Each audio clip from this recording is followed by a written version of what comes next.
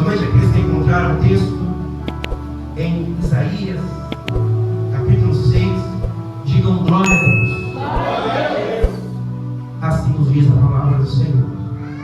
No ano em que morreu o rei Uzias, eu via o Senhor assentado sobre um alto e sublime trono, e o seu séquito enchia o templo.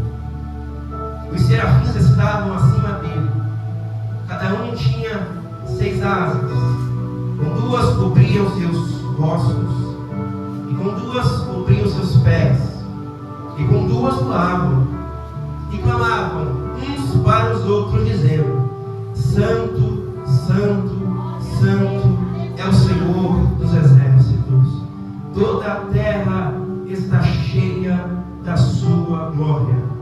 E os umbrais das portas se moveram com a voz do que clamava, e a casa se encheu de fumaça. Aleluia! Ainda em pé, irmãos, como estamos em um culto profético como esse, eu gostaria que você encontrasse um crente pentecostal, porque eu sei, pastor, que eles já chegaram aqui.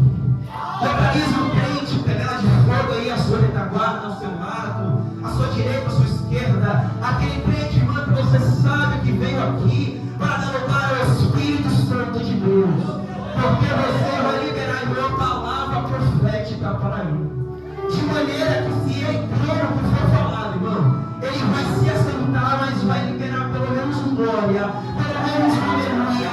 Ele vai se assentar adorando o nome do Senhor. Mas tem uma coisa, irmão, presta atenção, é crente ligado, porque tem crente jovem que chega um ponto como esse desligado, e ele desliga até que está ligado, porque ele começa a falar, pastor, do futebol, do filme que ele gosta de ir na Netflix para acabar o culto. Mas esse crente estiver ligado, você vai olhar para ele com convicção e vai liberar essa palavra dizendo: Deus, se prepara. Fala, meu, com convicção, se prepara para sair daqui levando o som de Deus para a sua casa, levando o som de Deus para a sua vida.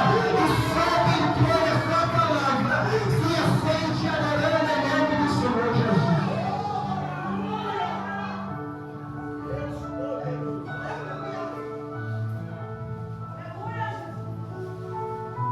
Todos nós vivemos momentos bons, momentos de alegria, momentos em que as nossas vidas é marcada, porque é um momento que nos causa prazer, é um momento que nos causa alegria, e é por isso que esses momentos nos marcam. Momentos em que a porta se abriu, momentos em que nós recebemos uma promoção na empresa, uma formação na faculdade, ou a compra de algum bem, de algum patrimônio, de algo que você tanto almeja, um carro, uma casa, um amor, a tão sonhada casa própria. É um momento que nos causa alegria. E todos nós que estamos aqui vivemos momentos alegres. Certamente, irmã Márcia, todos e todas que estão situados aqui nesta casa têm alguma história para contar, tem algum momento feliz para contar. Se você fosse me falar sobre os momentos que você já viveu, ficaríamos aqui até meia-noite ou até amanhã, porque são inúmeros momentos felizes que você já viveu. Nós temos muitos para contar. Talvez você ainda está vivendo esse tempo. Talvez você entrou aqui e a porta se abriu, e você está vivendo talvez o melhor momento da sua vida. Momento de bonança, tempo em que as portas se abriram, tempo de prosperidade financeira, de prosperidade material, de ordem conjugal. Você acabou de casar e você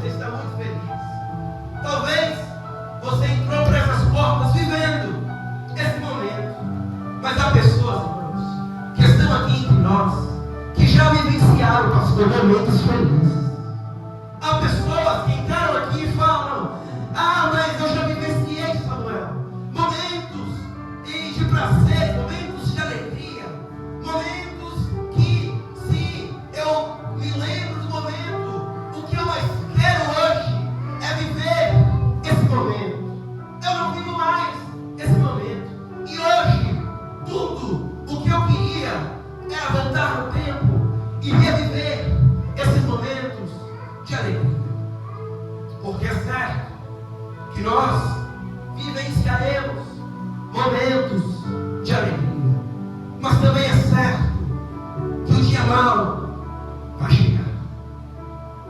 É certo que um dia de luta vai chegar. É certo que o dia mau não avisa a hora que ele vem. O dia mau não avisa o momento que ele vem. O dia mau não avisa a circunstância que vai chegar.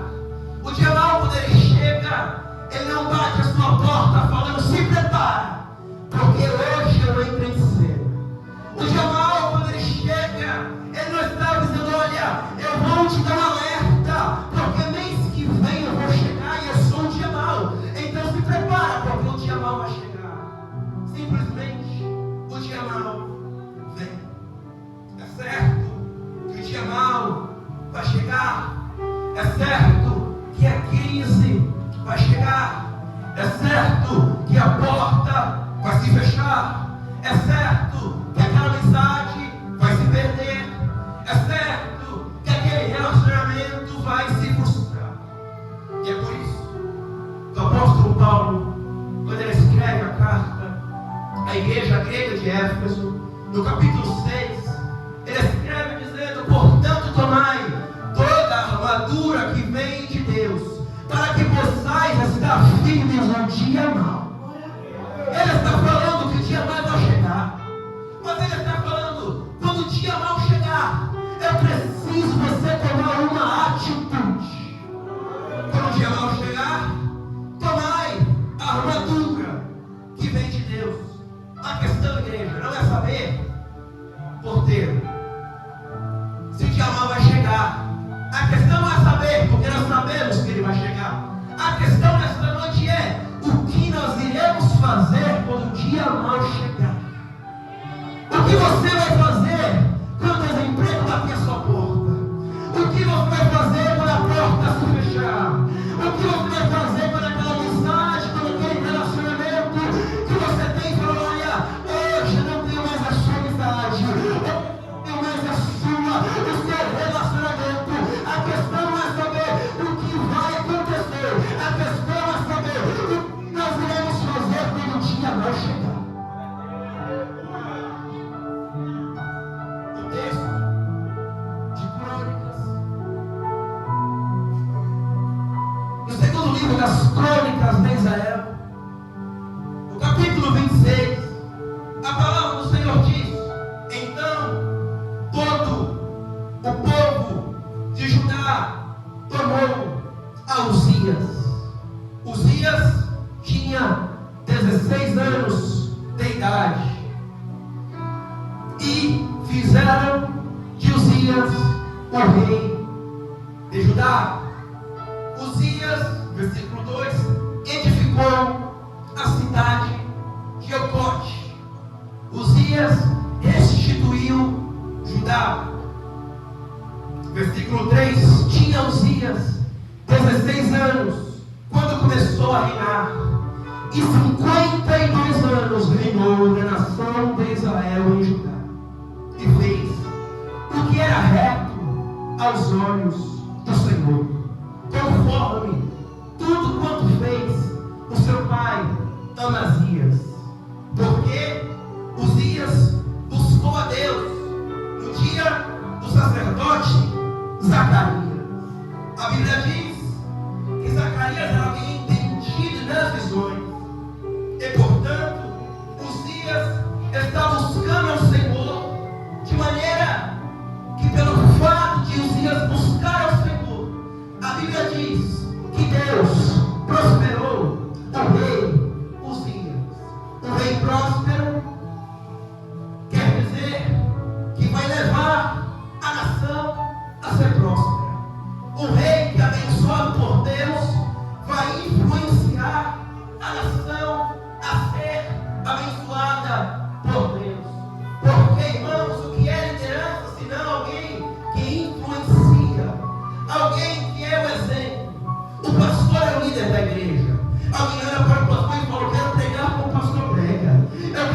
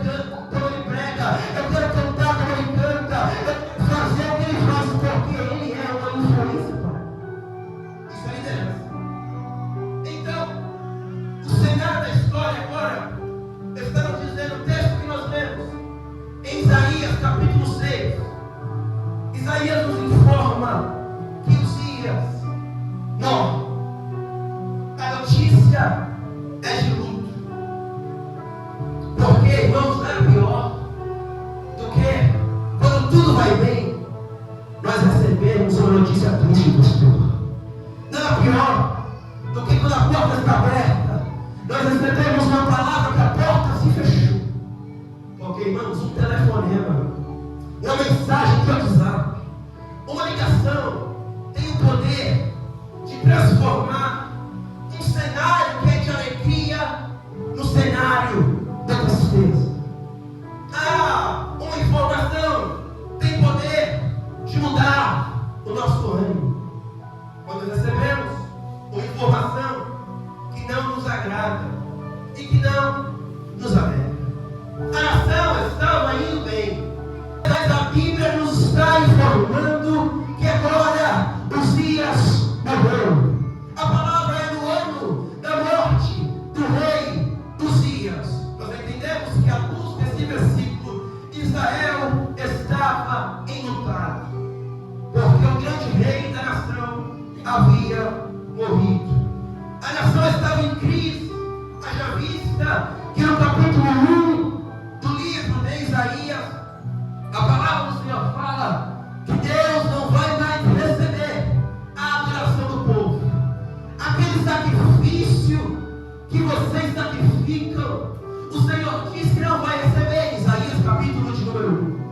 A adoração que o povo adora, o sacrifício que o povo adora, o incenso que o povo coloca no altar de Deus, o Senhor não vai mais receber. A nação estava em crise espiritual. A nação estava em luto.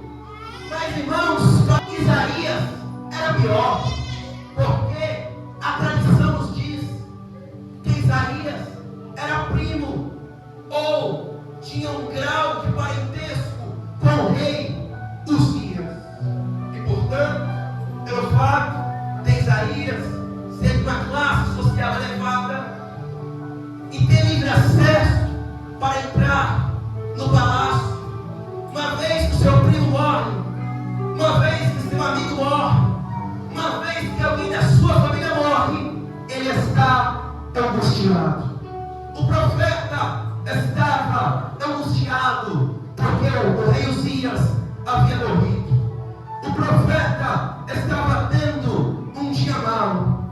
O dia mau tinha chegado para a nação de Israel. O dia mau tinha chegado para Isaías. As pessoas estavam em crise. O cenário era de crise. A terra estava em crise, mas o céu não estava em crise. Eu vou falar mais uma vez para você entender, porque sempre alguém tentando entender essa palavra. As pessoas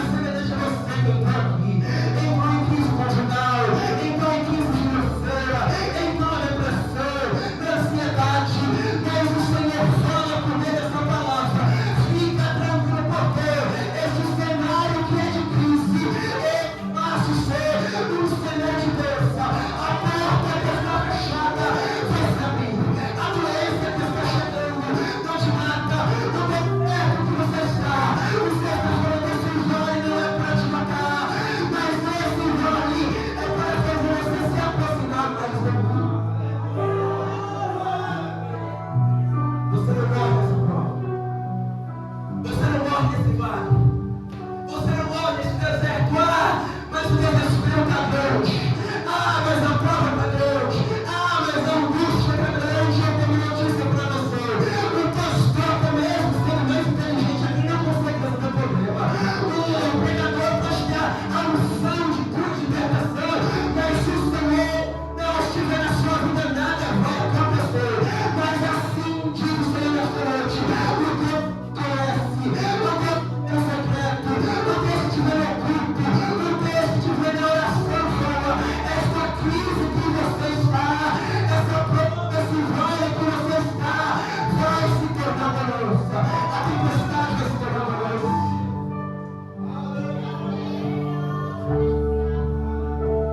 Isaías ele vai olhar. Isaías ele vai olhar. E quando ele olha o cenário, ele percebe que o trono da terra estava vazio. Ele olha para o palácio, ele entra no palácio, e nas outras vezes que ele entrou, que ele olhou, ele se sentiu seguro, porque ele tinha um rei no trono, porque ele tinha pessoas que estavam com a rei no trono. Ele se sentiu seguro. Mas chegou uma hora que Isaías entrou no palácio e o trono estava vazio. Não tinha mais rei, não tinha mais monarca. O rei da terra havia morrido. O trono terreno estava desocupado, mas o trono do alto estava ocupado. Deus estava assentado no alto e sublime trono. Porque enquanto ele olha para baixo, ele vê que não tem ninguém no trono. Porque quem sustenta a sua vida, quem sustenta a sua história, quem te marca, não é o trono que vem de baixo. Porque o presidente já passa, o prefeito, aquele vereador que você deposita a sua confiança, um dia ele não vai estar mais no cargo, ele não vai estar mais na liderança, ele não vai estar mais no governo. O presidente passa, aquela pessoa que você sempre segura, que está ao seu lado, a sua mulher, o seu irmão, o seu pai, a sua mãe, vai passar, porque você está olhando para baixo. Agora, para aqueles que estão olhando para cima, para aqueles que estão com tudo, em que amizade no trono de Deus, a palavra é: eu estou, eu te guardo, eu te livro, a sombra não te mata, o inimigo não te mata, a peste não te mata, porque você é líder. Oh, Jesus, aleluia. Eu sou a presença de Deus aqui nesse lugar. Percebam que foi no ano da morte, foi no ano do pranto, pastor, foi no ano do choro, foi no ano da tristeza, foi no ano da depressão, foi no ano da ansiedade, foi no ano da angústia, da perda, que Isaías teve a sua maior experiência com Deus. Foi no ano que tudo parecia que não ia acontecer, que Isaías teve a sua maior experiência com o Senhor. Por quê? Porque quando tudo parece que o fim é fim, quando tudo parece que não tem mais solução, tem solução. Quando tudo parece que não vai acontecer, vai acontecer. Porque nós não estamos focados no trono que vem de onde, nós não estamos focados no trono que vem de baixo, nós estamos olhando para Deus, nós estamos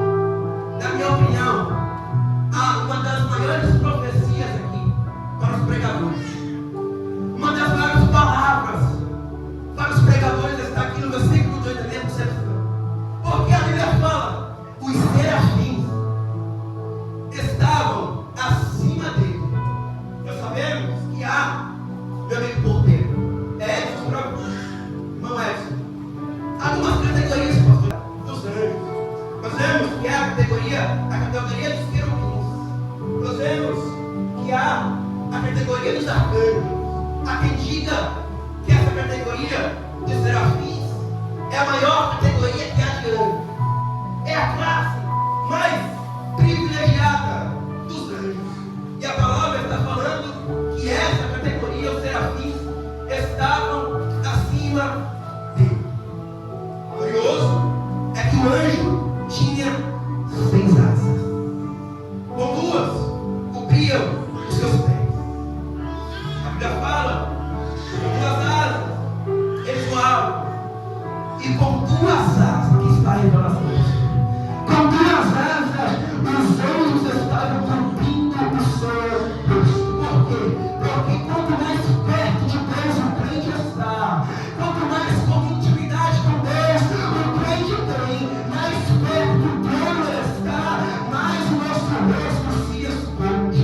Porque quem brilha não é o pregador, quem brilha não é o pastor isso, quem brilha não é aquele que canta muito, aquele que prega muito, não é sobre o meu rosto, não é sobre a minha força, não é sobre o que eu posso fazer. Quanto mais perto de Deus eu estou, mais eu tenho que me esconder. Quanto mais perto de Deus eu estou, mais o meu me esconde. Porque ele que aparece, mas ele prega muito bem. Se Cristo ele estaria pregando melhor do que eu não pastor, eu não prego. Se Cristo estivesse aqui pregando, ele estaria pregando melhor do que qualquer um que está aqui. Então a estrela que está aqui tem o nome, chama-se Senhor Jesus.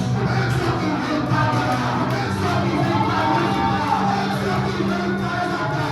Eu te convido a você levantar a sua mão pro alto e começar a adorar o nome do Senhor Jesus. Eu estou amando, eu estou adorando. Sinta a glória de Deus, sinta a presença de Deus que nós estamos. Eu sinto a presença de Deus conosco. Eu estou encerrando, irmão. Eu estou encerrando. Irmão, quando você conhece um crente que vem com essa história,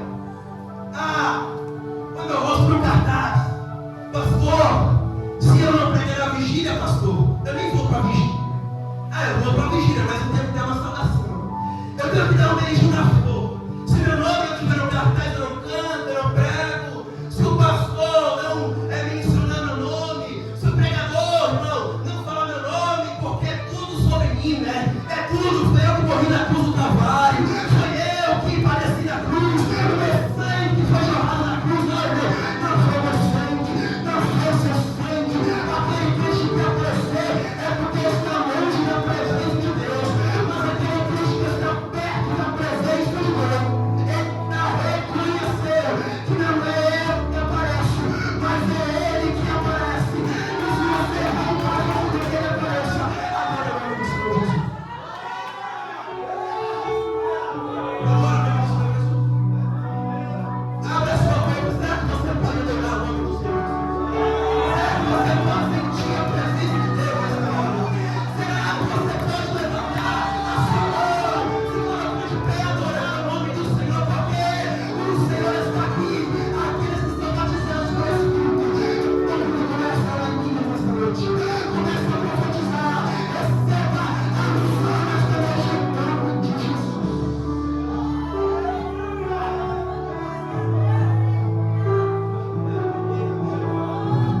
Eu sinto a presença de Deus.